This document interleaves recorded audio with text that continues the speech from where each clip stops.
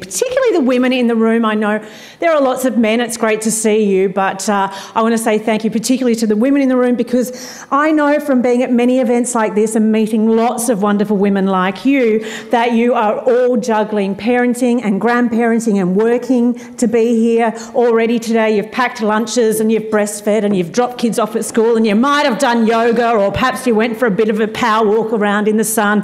And then later on today, overnight you were probably massaging budgets or responding to client briefs or preparing a court submission. And then at some time today you're probably going to have a conference call, or you might deliver a baby. As an obstetrician, obviously, unless there's anyone in the room who's in labour, which, you know, good on you for making it. You know, you might deliver the mail, you might deliver a truckload of timber, and then you'll get home and you'll take the clothes off the line and you'll cook dinner, because that's what women do. So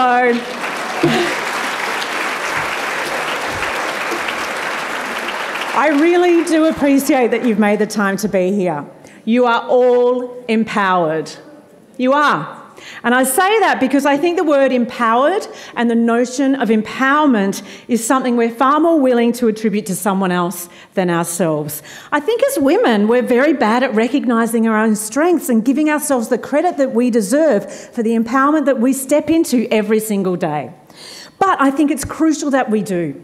I think it's our duty to see our own power so that we can support others to see their power. And in my mind's eye, do you know what I imagine? I imagine this beautiful, big, strong, universal chain of all the women in the world linking arms. And we're all this one big, beautiful, strong chain of empowerment. And if you doubt yourself once, then that chain is weakened. It's up to us to believe in ourselves, that then we can be strong for everybody else. So I don't want you to think that I've got it all together, but every day I make the effort and I have the intention of stepping into my own power. I don't have it all together. You know that history is full of incredible women that we heard from Shana speak about who changed the world. And we're surrounded by women every day, strong women who want to change the world. And some weeks I can't even change my sheets. You know, like I would be horrified if Shana walked into my house, because it is... I mean, my linen cupboard, no jokes, we got burgled once, and the police officer actually said to me, geez, they were really thorough. They went through the linen cupboard. And I've got, nope, that's how I left it. So, you know, and we all try to be superwomen, you know. I'm a working mum. I try to do everything. I would try to be a devoted wife, always to not the best of effect. My husband and I have been married 18 years. We planned a date night the other night. What we were going to do, right? We were going to put the kid to bed early. We had a beautiful tub of special ice cream and a bottle of special champagne, and we were going to watch our favourite TV show together on Netflix, and then we would go upstairs and have a good solid shag for, I don't know, 6 or 7 minutes. And, you know, like that was our plan, right? And then, of course, I drank all the champagne and fell asleep. And then when I woke up, my husband had eaten all the ice cream and he'd watched 3 episodes of the TV show without me, so we had a massive fight. And then, because I drank too much champagne, I got diarrhoea, and which, you know, is obviously very sexy. And so when I came finally back from the toilet, he's watching a documentary on Nazis, and I'm like, oh, well, that's romantic. So I go upstairs and I put my one vaguely sexy nightie on, which is so old, it's all stretched out of shape. And I went to bed hoping he might come at some point. I fell asleep, and when he came in, he found me on my side with my left boob out of my nightie, just kind of melting into the mattress like a Salvador Dali painting.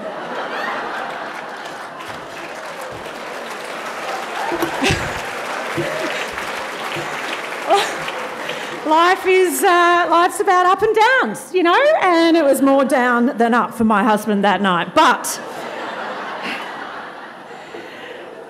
I tell you that because I'm an example of the fact that I often feel not empowered at all. I often feel like a failure. But I stand here today because of the acts of power that I have done. And I'll tell you one, because I think it's important that you embrace your strength. I started in commercial radio because I ran naked through a vacant lot in Point Lonsdale. Now, I know you're thinking, how does that work? Well, what was happening is I was doing a comedy festival show with my then comedy partner, Jodie J. Hill. And as a part of that show, and she's an amazing woman herself, a part of that show, we screened a video of us running naked through a vacant lot in Point Lonsdale. And the point was, we wanted to make the point that women could be funny and naked, right? So, because the thing was, Billy Connolly, this is like 18 years ago, Billy Connolly had just run naked around Piccadilly Circus for Red Nose Day, right? And it was hilarious. He was all jiggly bits and wobbly bottom and, you know, he was all kind of awkward and gangly and all. It was brilliant, right? And we're like, awesome, that's great. But women, when we're naked, we always have to be beautiful and sexy and alluring. Or, on the other side of that, we're ugly or fat or thin or hairy or freaks, but nothing in between and never funny. Well, we'll show them, right? So we decided we are going to prove to people that we could be funny and naked. So we went down to the vacant lot next to Jodie's house, a parents' house in Port Lonsdale, and my husband came down and he filmed it. And Jodie and I edited it, and we put it to the sounds of Lenny Kravitz, Fields of Joy. I hope that's going to work. And it was hilarious, right? You know, we repeated the bit where Jodie flung off her undies and they hit her in the face, right? And any time when our boobs were like running, we slowed them right down, right? Except, you know what? When you're running naked, we discovered boobs don't go up and down and they don't go in unison. They sort of do this.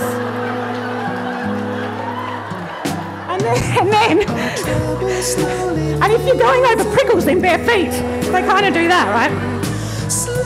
Anyway, I think that's enough of a visual for you. But what happened? What happened was the guy who was the head of programming at Oz Stereo came and saw our show and he offered us a radio gig. Amazing. It was like this incredible moment where suddenly we were given a voice. We had a platform and a voice to do what with? I don't know. I remember feeling incredibly inspired and really excited to be there. But then 2 years in, the pressures of the job got the better of me and I became completely consumed with anxiety. I didn't know if I was likeable enough. I didn't know if I was good enough for the job. I didn't know if the audience would attach themselves to me, if they would like me enough. I felt unsure, uncertain of what I was doing. I was consumed with self-doubt, and I did what I think a lot of women do when you're unsure of what you're doing. I thought, you know what, I'll just work harder. I'll just put my head down and bum up and I'll just work harder and harder and harder and harder. And what I did was I completely withdrew. This is an instance where vulnerability would have actually stood me in very good stead, because what I did was I withdrew and no one knew who I was. I totally disconnected from my audience and my peers, and it was very obvious to me that I was going to lose my job. I was breaking down on air, I was breaking down off air, I was crying all the time, my marriage was in trouble and I didn't know what to do. So, because I didn't want to lose this opportunity, I went to my one friend at work, who happened to be the general manager. If you're going to have one friend, make it the general manager. And I said, what do I do? I'm in real trouble here. I don't know how to fix this. And he asked me 2 questions that no one had asked me before that changed my life. And I believe everybody should ask these questions of themselves every day. He asked me, firstly, what are you passionate about? And secondly, why are you doing this? So these are questions we should ask ourselves, because your passions are a direct link to your purpose. If you can answer, what am I passionate about, it will give you your purpose. And then if you ask the question, why, well, then you're asking, what kind of person do I want to be in this world? What impact do I want to have? And, you know, we're a society, we're obsessed with what. Everywhere you go, what do people ask you? What do you do?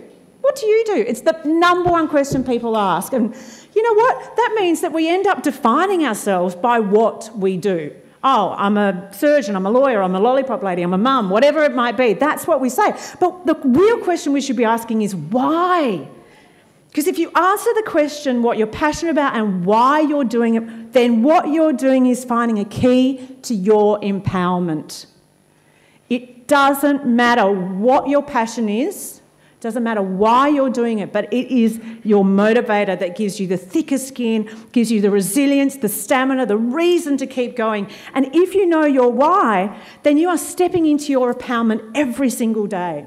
So when I thought about that question, one thing that I noticed was amazing, and let me tell you, this has stood true for me throughout my whole career. As soon as I focused on my passion, the anxiety is just dissipated.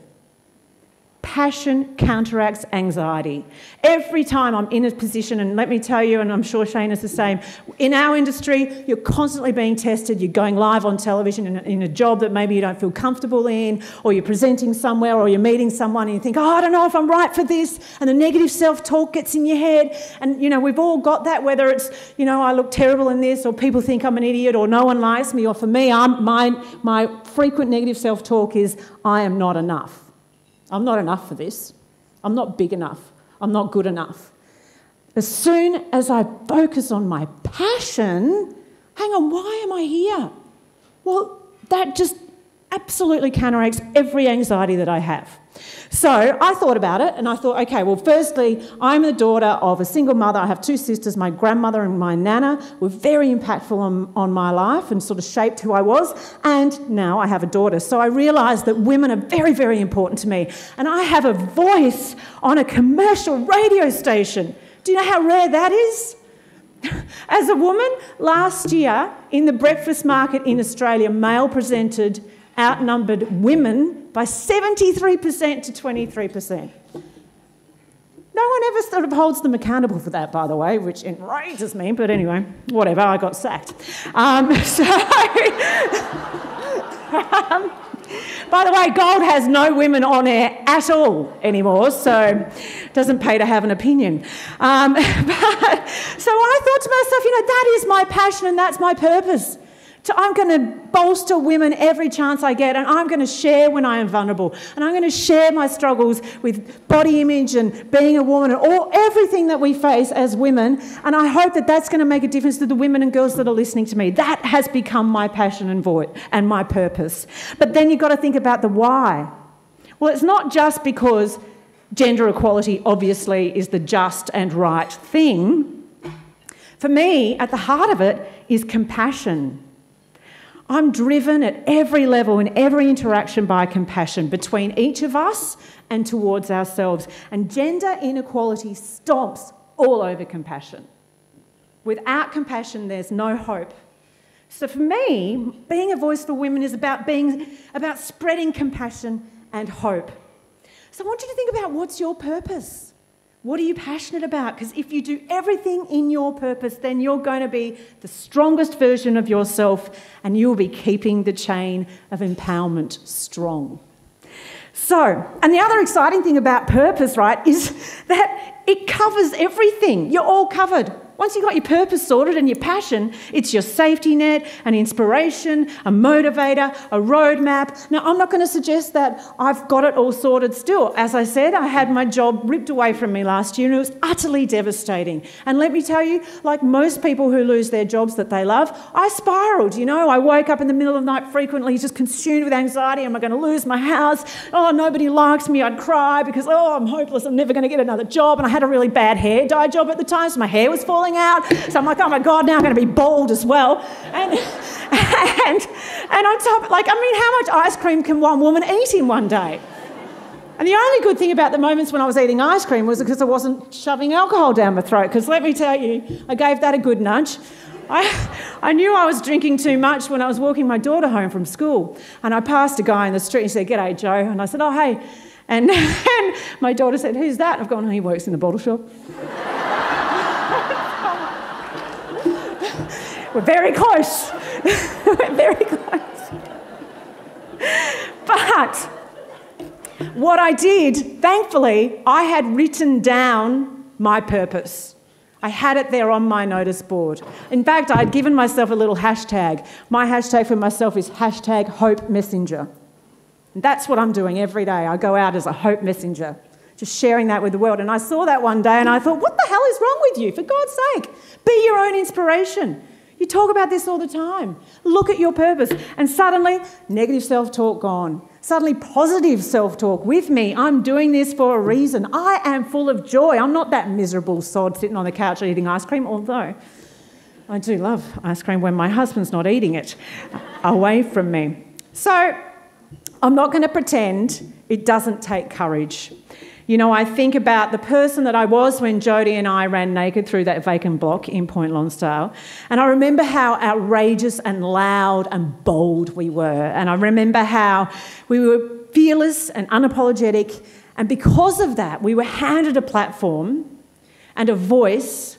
And if I hadn't done that insane thing that my mother frowned upon because I was, raised to be demure and ladylike, if I hadn't done that, I wouldn't be standing here today. But I have to admit that, sometimes I forget how to be that bold. I think the older you get, it's harder to be bold. Years of being bombarded by fear of rejection or a need to succeed or need to pay the mortgage. I think, sometimes I have lost the courage to step out and take a risk for my purpose. So I have one last tip for that. And seriously, this is my absolute secret to success. Just lower your standards. Because, that's why I'm still married. But honestly, if you set your standard too high, then you're just going to make it easier for you not to reach it, right? No one else actually cares. You're the only person that knows what level you decide is success. So just drop it a touch. No one's going to know, right? But I do think it can really help you with your courage, because courage, for me, goes hand in hand with a healthy dose of, who cares? You know what I mean? I think courage comes to you when you're able to say, I don't care what you think. I don't care who you want me to be. Or even, I don't care who I thought I should be, because all that matters is what's in my heart, my purpose. And you know what it is, because there's a little voice inside you every day telling you what your purpose is and why you're here. You just have to stop and listen to it. So we are all empowered.